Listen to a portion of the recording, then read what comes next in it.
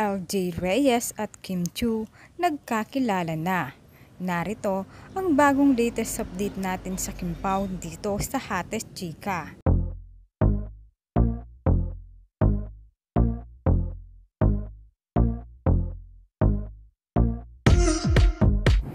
Usap-usapan ngayon ang pag-follow ng ex-girlfriend ni Paolo Avellino na si LJ Reyes kay Kim Chiu.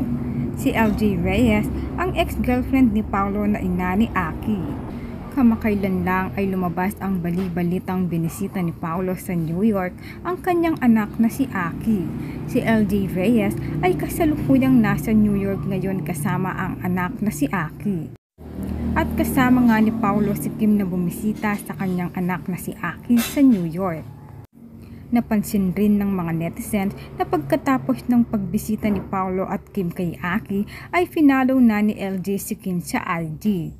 Maaari nga daw na nagkaroon ng interaksyon si LJ at Kim noong binisita nila si Aki at nakilala na ni LJ si Kim Chiu. Kaya naman ngayon ay finalo na ni LJ si Kim sa IG.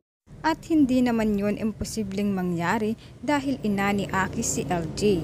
At very supporting at understanding naman itong si Kim Chiu sa sitwasyon ni Paolo Avellino.